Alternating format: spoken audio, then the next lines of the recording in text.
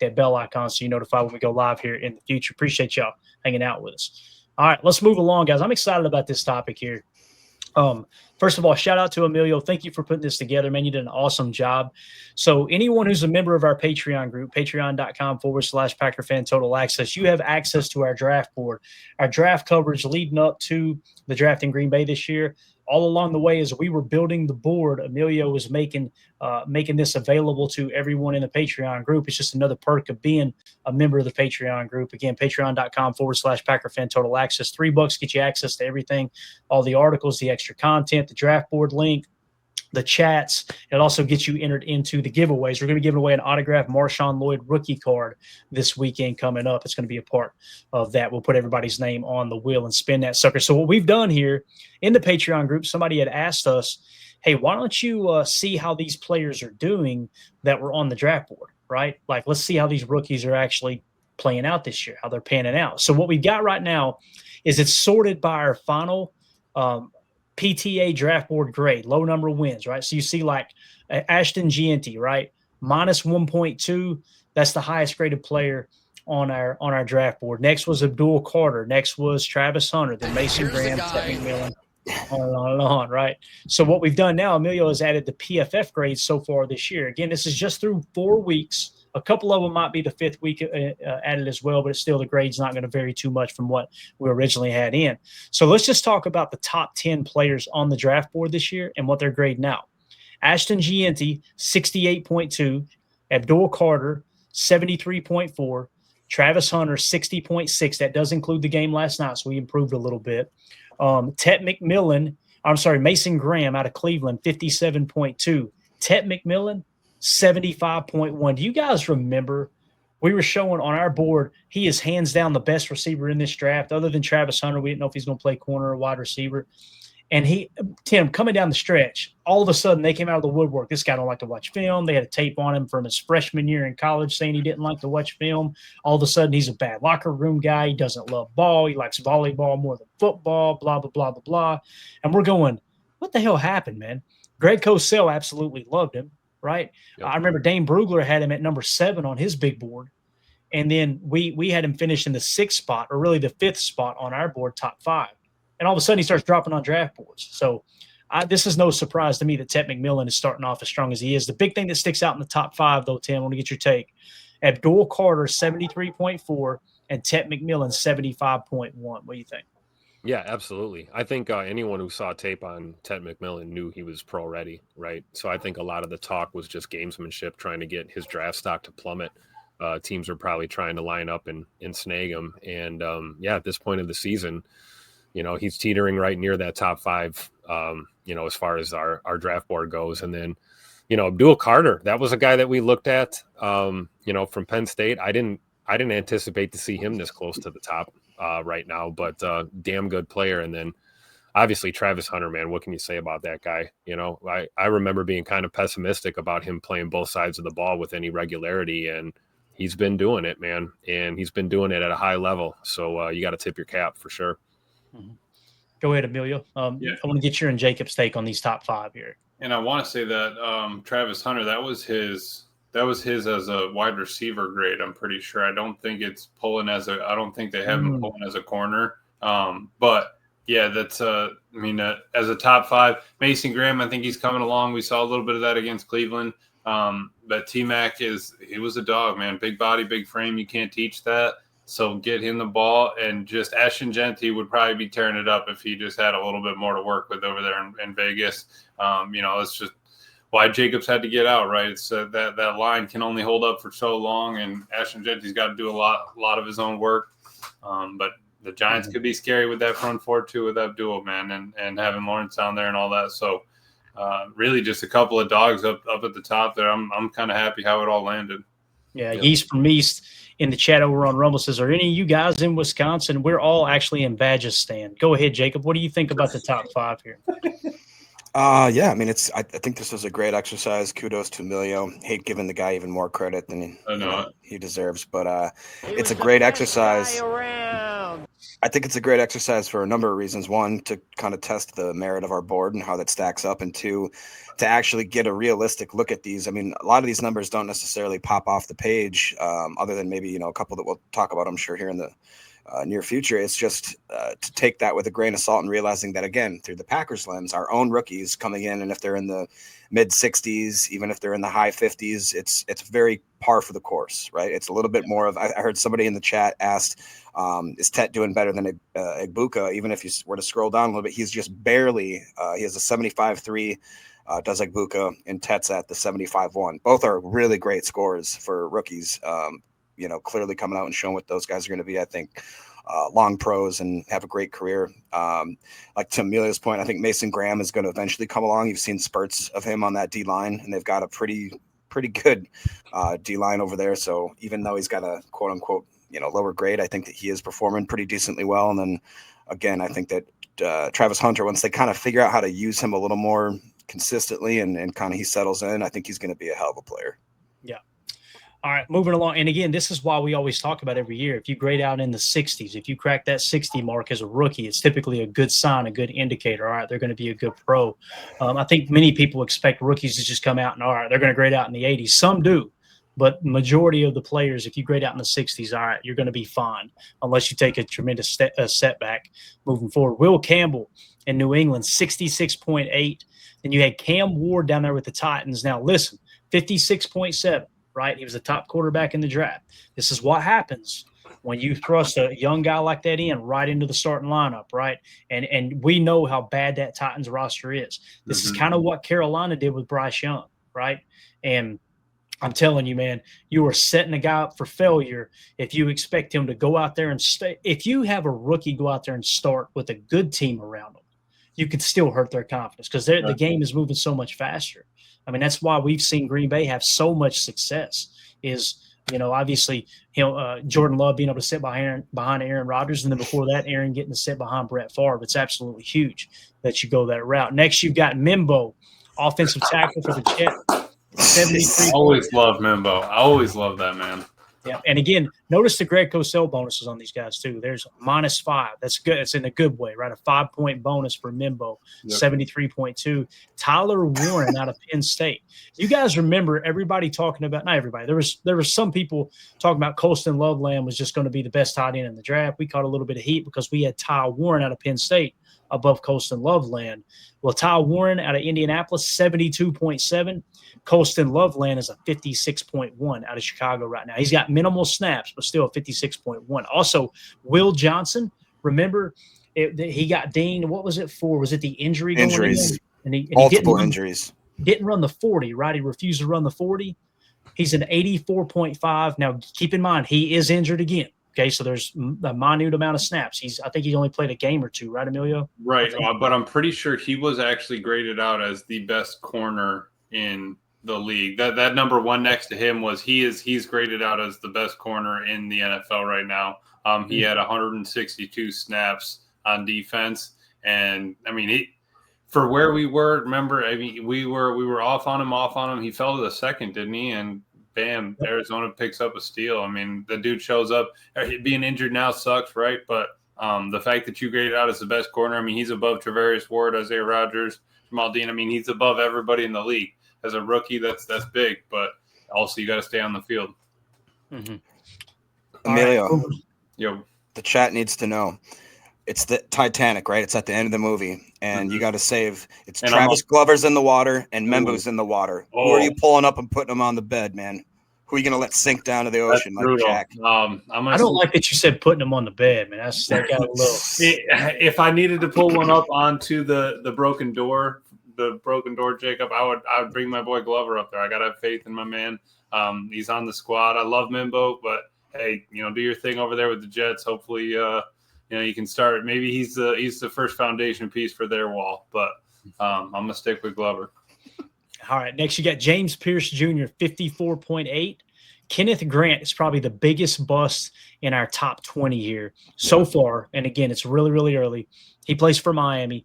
30.4 has been Kenneth Grant's grade so far. Now, keep in mind, we had talked about him being kind of a run stopper, but there were also people that watched the tape and said, hey, he can rush the passer too. It's early. He may be able to, I'm sure he will be able to turn that around. There's plenty of time to do that, but just wanted to mention Kenneth Grant struggling.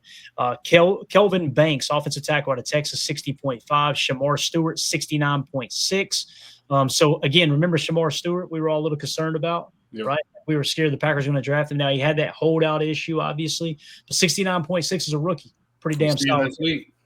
Yep. You got to be ready for him. Yep. Jahdae Barron, 66.9. I thought he was playing worse than that. People were talking like he was struggling this year, but 66.9 as a rookie, pretty solid. I like the way he looked. I saw the last game. I thought he was flashing around. Looked pretty good.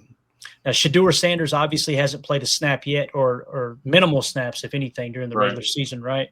And then Mike Green, remember Mike Green out of Marshall? Mm-hmm. He went to Baltimore, 41.2, so he's struggling. Walter Nolan got injured. I don't know if he's out for the year or not, but he hasn't played any games, if I remember correctly. And then, of course, you've got Emeka Egbuka. You guys remember we wrote several articles on Emeka Egbuka. I put an article together on March the 23rd and then another one on April the 7th when we had the top 30 visit talking about he was one of our favorite wide receivers, 75.3. His grade is actually higher than Tet McMillan's at a 75.1. So he's balling out in Tampa. Obviously, that's a huge, huge addition for Baker Mayfield down there with the Tampa Bay Buccaneers. Reggie with the super chat. Thank you, buddy. He says, if you guys could bring back any Packers player for a position coach, who would it be? I like TW38. That's Tramon Williams, all right? Yep. Nick Collins, 36, right? Jordy Nelson, 87, or Donald Driver, number 80. That's a great question, man. I would want Clay Matthews, linebackers coach. You think he'd be a good coach, Jacob? I know he would, Clayton. There you go. You heard it from the fan. I'm going to take Al Harris for our DBs. Nice. And I'd also like Edgar Bennett back in the fold. You saw him at work last night with Jacksonville, receivers coach down there.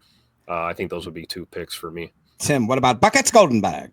Charles Buckets Goldenberg is no longer with us, so he can't coach. Emilio, who would yours be, man? Dude, that's a tough question. Yeah, I like Jacobs, Clay Matthews there. Maybe Donald Driver for the wide receiver crew. That wouldn't be bad, but got a lot of people saying Wall in the chat. Yeah, I was just gonna say I feel like I'd want some sort of O lineman. I got mine. I know what mine would be. I feel like of all the former players who haven't coached, I think Mike Wall would probably be the best candidate there. And he's actually, when he used to come on the show, we would have conversations offline, and he actually coaches a multitude of players across the league. He just does personal coaching with them. Mm-hmm. So mine would be with this young secondary, get Charles Woodson out there. Ooh, Charles Woodson coaching up these DBs, man. I think that would be phenomenal for sure. So, all right, let's switch it up a minute here now. Let's sort by PFF grade. Let's see which players are performing the best here in terms of PFF grades. All right, at the top of the list, Noel Williams for Kansas City. You guys remember him, outside corner out of Cal. Yep. 92.3 is his PFF grade. Dang. Katan or Kitten, however you say it, Crawford, cornerback / slot corner out of Nevada, 91.6 for Arizona. They have him playing safety a lot in Arizona, but yeah, he's it's only on 29 snaps. But hey, I'll take a 90 coverage right now in his grade for any day. And we may see him in a couple of weeks when we go down to Arizona. Right. Yep. So, 90.7 for tight end out of Georgia Tech, Jackson Halls for Buffalo. I imagine that's probably a minute amount of snaps there. Yes, minute for sure. Okay. 84.9 for, what'd y'all call this guy? Bill Merritt, Bill Crosby. Out of Arizona, or he's out of Arizona, plays for Washington, an 84.9. We talked about Will Johnson being an 84.5, although he's hurt. Jihad Campbell, you guys remember we had him. We talked about him quite a bit leading up to the draft. Like, we would have been okay with if he's the best player available on the board, take him. Philly took him, 83.8. That's what he's rating out. Nick Emenware, safety out of South Carolina. Seattle took him, 83.3 on 43 snaps. 43 snaps, and then Jacob's boy Cam Skattebo. I love Skattebo. 81.3 for the Giants. He's laying people out blocking too, boys. It's been a fun bunch.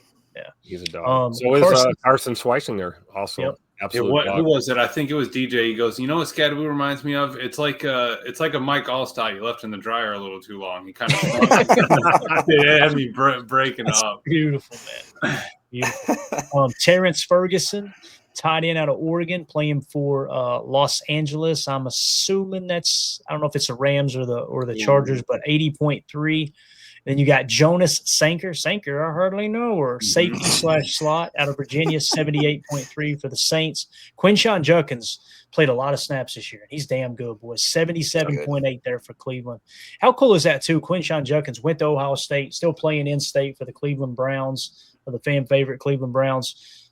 Pretty cool story there. And then you got Azarray. He's going to get plenty of carries this year, right? Oh, yeah, no doubt. Azarray Thomas, cornerback out of Florida State, 76.4 for the Jets. He's playing pretty well. And then out of Notre Dame, Xavier Watts, safety / slot in college, 76.3 for the Atlanta Falcons. Remember Jack Besh, Jacob? Ish. 75.8. Senior Bowl MVP, baby. Remember we talked about Kobe King a lot out of Penn State, right? 75.4 for Minnesota, unfortunately.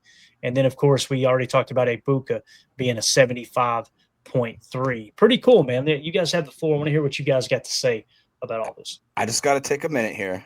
If I would have got, I like Besh. I think he's performed pretty well. But if you can barely see, it's getting cut off. You guys remember I shouted out Isaac Tesla, and everybody thought I was a crazy old white guy. But I tell you what, that guy can play, man. I really do think he's going to be a good player in this league. It just sucks that he's went to Detroit for sure. But Tim, do you remember we were kind of high on Azarray Thomas? We were kind of high on Jalen Smith as an underdog kind of guy, and as well as I think what was the first guy up there? Can you scroll up just a tidbit there, Clayton? Noel Williams. I know that all three of us, I think Clayton as well, we said that's a guy maybe take a look at. How many snaps does he have, Emilio, for that 92.3? I don't believe it's a lot. Give me 2 seconds here. But pretty much all the DBs out of that came out of Cal this past year were they all really had performed well with, where they were drafted and stuff like that. You just see here. What I like to do while you're looking that up, I love to see the PFF grade right next to where they were ranked. Like, look right here. Keaton Crawford, I don't know how many snaps, but he was 201.6. which means he should be right around the 200th pick is his true value, right? Doesn't mean that he wouldn't be available. I mean, that's kind of, I don't want to say best case scenario, but that's a good way of looking at the board and going, okay, whatever the number is, that's what they're worthy of being picked at according to the board. And the fact that he's graded out a 91.6 and he could have been the 200th overall pick. And I don't know where he was taken. Maybe he was taken much further, much earlier, I should say. Right. But again, Bill Krosky Merritt, 169th too. Yes, and for Noel Williams, that was 53 snaps. So, I mean, absolutely. And for Crawford, he was in the 12th ranking. I mean, he's around Jason Marshall, longer beam. So it's like you got a bunch of dudes just in that one little cluster, and it's like, all right, you found a breakout out of that, and that's basically what the draft is. But I like is how well some of these numbers are lining up and how not crazy high some of our final numbers are. Like, yeah, you have Crawford and stuff like that, and you'll have hundreds, a couple here and there. But besides that, I mean, we're in pretty good shape the way we had some of our numbers on this board here. Let's take a look. Let's take a look at the Packers players real quick that made the list here. Okay, at the top graded player for the Packers in terms of PFF as a rookie, Matthew Golden at a 60.9, and we had him with a 34 grade. Okay, so obviously worthy of about the 34th pick, somewhere around there. So based off our standards, he was a little bit of a reach. The Packers probably reached a little bit. Did Ibuka go before or after Matthew Golden? You guys before, remember? I believe. Before. Okay, yeah, he was off the board. So not too bad there. Savion Williams, obviously we had a 91.1 on him. He ended up going in the third round, right? So we had it pretty much nabbed there, about the spot he needed to go. 57.7, he's on the cusp of breaking into that 60 mark we talked about. Baron Sorrell is sitting at a 53.9. We had him at 121.4 on the board. Anthony Belton grading out a 51 right now. We had him 109 on the big board. Obviously, that was the reach this year, right? The Packers took him in the second round, and we had him somewhere around the 100 mark, essentially, right? And then, of course, Nazir Stackhouse. Everybody got all excited about him, because that big body, right? He was flashing in camp. 38.3 so far, guys. So far, that test has failed a little bit. Let's hope he can turn it around. But again, 167.2 on our board. We wasn't expecting much out of him. It's just when you seen him in camp, he kind of, lit the world on fire, so to speak. So what do y'all think about the Packers players? We'll get ready to wrap this thing up. Yeah, I think with Savion, I think it's deployment, right? I'm sure he's going to crack that 60 grade any day now. I'd like to see him returning kicks a little bit more. Obviously, Baron Sorrell, injury bug that kind of stymied his growth a little bit. Same thing with Escalade. And I think Nas Stackhouse is just going to be he's going to be a work in progress. He's a project guy. I think that was an insurance policy when we moved on from TJ Slayton, who we will be reunited with on Sunday afternoon at Lambeau. And obviously with Devontae Wyatt out, it makes sense that we, took a swing at, Big Nas Stackhouse out of Georgia. And we're still looking for some D tackles here going forward. But all in all, I feel pretty good about our draft picks at this point in the season. There's a lot of football left to be played. Yeah, I like what Coach Lance says, Savion or Noah Williams in the third. I mean, imagine that if you'd have gotten Noah Williams in the third round. I don't even know where he was taken. Maybe he was drafted in the third round, but pretty wild to think about. Jaden Higgins, what's he grade now? I'm looking at him right there, 64.1. So, Tim, your boy Jaden Higgins starting off pretty strong. His teammate Jalen Noel as well, 57.1. He's on the cusp breaking into the 60s there, so not horrible. Those Iowa State receivers, man, it's crazy that they both ended up in Houston too. Right. Yeah. And I mean, look at Detroit like the year ago, Clay. With the Tesla at a 74, you got Tate at a 66, and who's that? Meeks at a 60. Texan Cheeks. Right. Right. And then I was going to say, scroll down to Indy down there a little bit. You have who's that at 72, and then Ty Warren, Travis, Tumalau. So you're getting a lot of production out of these young draft year kind of guys that are helping these teams with their record. You look at the Lions 4-1, Jacksonville 4-1. It's like, all right, you get a little bit coming out of those rookies. Hey, that's where you get a +1, or you gotta hit out of the park on that one. We'll take that if we can get that kind of production from a rookie. And then I know that's Jacob's boy down there tooting. He does a little tooting there. Do a little tooting on then down there in Jacksonville. So he's Sally. We were talking name in my mouth right there. We were talking pre-show about getting that drop. I do a little toot. Yeah, a little tooting. Man. You got to keep feeding that man the football. He got 60 snaps, I think. So we'll see how he does down there in Jacksonville. Dead Fish did confirm Noah Williams, NFL Draft 2025, third round, 85th overall pick. So that's a solid pick there. Chuck knows what we're talking about. 362 days out of the year. I'm fine. Let's go to Chicago real quick and look. Luke Newman, we had a 189.6 on him, 69.7 grade. Oh, I liked Luke Newman. I did like him. Yeah, you did. Luther Burden was another one. We actually had him 25.8 wide receiver out of Missouri. He's showing up pretty strong, 68.5 grade so far. And then you got Kyle Mananangai, running back out of Rutgers, 61.7. And then that's what we were talking about, Colston Loveland, 56.1. Obviously not living up to, we had him in the 13 mark. Greg Cosell liked him as well. So, yeah. Can we see what Minnesota did? They also got Ozzie Trapillo, PFF grade, though, a 47 as it sits right now. Chicago took Shamar Turner. You guys know he was a little bit versatile, if I remember correctly, mainly a 3-tech, 32.6 so far. Who'd you say, Minnesota, Jacob? Is that right? Yeah, because if I'm not mistaken, I thought that they got a little bit of production there. Okay. Yeah, they got Kobe King, linebacker, 75.4. Max Brosmer, quarterback, 72.3. Tyrion Ingram Dawkins, edge defender, 59.6. Donovan Jackson, interior offensive line out of Ohio State, 58.3. Ty Felton, wide receiver out of Maryland. I think we had a top 30 with him, didn't we? Yeah, I believe so. Yes. 57.5. And then Joe Huber out of Wisconsin, a 42.9. And then Benjamin Urasek, tight end out of Georgia. Out of Georgia, a 39.6 was there. So, yeah. So there you go. Let's do one last thing. We'll wrap up. We got to get out of here. I'm going to sort one more time by just PFF grade here. And what I want to do is I want to see I want to see real quick if there's a team that pops up twice in these top grades. See if there's a team here. Arizona, right? So you got Will Johnson and Catan Crawford.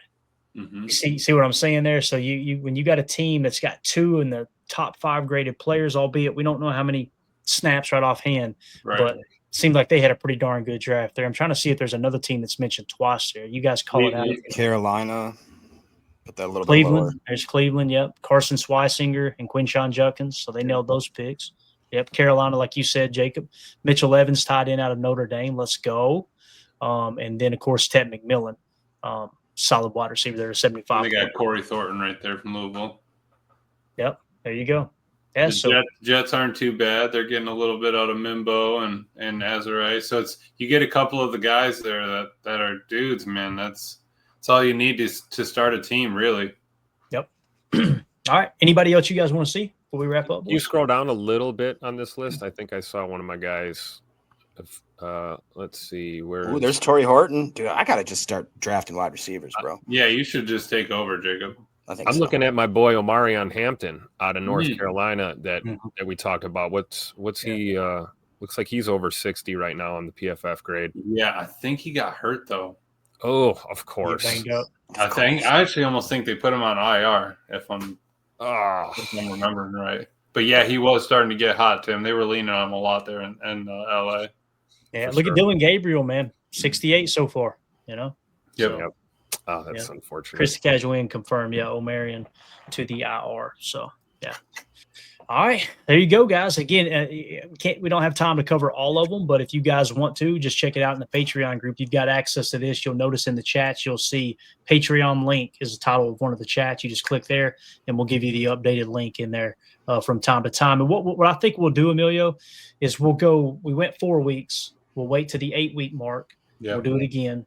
And then when we get to about the 12 or 13-week mark, we'll do it again. And at the end of the season, we'll have all the PFF grades in there. And that's going to be awesome and moving forward, because if we keep this blueprint for the draft board coming up in the upcoming draft, then we'll be able to set this up moving forward, obviously, So yeah, and if we want, we could even just keep these grades in there, hide that column, start another one for week 8, and then, we could pop those. Because, I hid the 22 grades and stuff just to kind of make it all fit.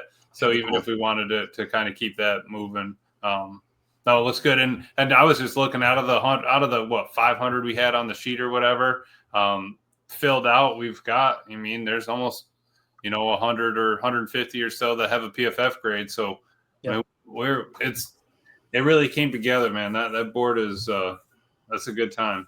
It was fun, man. And again, with the color coding and everything, and you could kind of see the gold bar guys. Those are the ones that were heavy on the Packers' radar, heavy. So it's kind of cool to see what they did. Remember Trey Amos? We talked about him a lot, right? Yeah. 63.6. He was 42nd ranked right there. That was at 42. I started to track those, but it was going to get out of hand. So, right. Let's see. Josh Simmons was another one that was kind of a prime for the pick and for the Packers, 59.5. That wouldn't have been a bad pick, right? It's right there on the cusp. We're breaking in. Of course, we drafted Savion, and you had Ty Felton trying to take a break. Emilio, where's B. Timmy 10? Let's ask, where's your boy Sean Dolock? Did you see he had a couple plays? I know he's making some plays. We don't have a grade on him yet. Trust me, that'll be the first one updated once I hear from it. But yeah, I was surprised we didn't get in here and see a 99 PFF grade. I should have just done it. Didn't even notice it. All right, boys. You got anything else you want to hit on as we wrap up here? Anything at all? Just want to hit on our monthly giveaway here for the month of October, operationhorsesheal.org/how can I help. Big shout out to everyone who's donated so far. Every single donation gets you entered for your chance to win that autographed Romeo Doubs jersey, courtesy of Packer Fan Total Access. You got to love it. But Operation Horses Heal is definitely a great organization, something that really is close to our hearts. Big shout out to Rachel and Rooster doing big things out there in Westboro, Wisconsin. It's really just about helping veterans, active duty, and their families on their own self-guided wellness journey. Equine therapy is definitely something that, we support here on this show, and we want you guys to support it too. So even if it's $1, $5, whatever you donate, every donation gets you a chance to win that autographed Romeo Doubs jersey coming up at the end of the month. So make sure you donate. Yeah, absolutely. And thanks to everybody who's already donated, and thanks to Tim for setting that up, bridging that gap for us, just a way for us to get back to the veterans that have given so much to us. So yeah, that's definitely Mrs. G. That's all Mrs. G setting that up. I can't take all the credit. Big shout out to Kate. Tim's like me, man. Anything good that's happening in life, you can typically go, yeah, she did it. Yep, he's the one who made that happen, not me. So. Matter of fact, if you guys have any questions or concerns or anything, you can email Kate at Operation Horses Heel. She can walk you through that process. Make sure you guys use the code PTA when you're donating so we know who you are and we can get you entered on that prize wheel. Yeah, and then look ahead to next month when I'll be donating to my cause, which is we got to cure rabies, guys. All right, not a lot of people know that it's been cured. You gotta eat your you gotta eat your chicken Alfredo. You gotta put in the work, and sometimes there's people that have never watched The Office going, "What in the hell is this guy talking about?" Right? For the cure. There you go. All right, guys. Appreciate everybody hanging out with us. This was a lot of fun. Well, make sure you hit subscribe, hit that like button. Also, with those ratings, those PFF ratings with the draft board and everything, let us know in the comments what you think. Let us know if maybe PFF is being too generous to a player, maybe not generous enough, and let us know maybe how your mock draft looked. As I'll tell you this, man, it's going to be a blink of an eye, and we're going to be going, damn, season's over. We'll be right back into draft season again. It's going to happen quick. So, yep. But appreciate everybody hanging out tonight. If you would, like I said, hit that like, hit subscribe, click the bell icon so you're notified every time we do go live. We'll see y'all tomorrow, 6:30 p.m. Central for PTA Live. We should have the first injury report. Hopefully we get good news there, and we'll continue to dive in. I'll go ahead and start to put together the game plan, which you'll be able to find on our Patreon group as well, and we'll cover it here on the show. We'll talk about putting together a successful game plan for attacking the Cincinnati Bengals, both on offense and defense. Everybody have a wonderful evening. We'll see you tomorrow. God bless. Here we go. We're out. Bye, guys.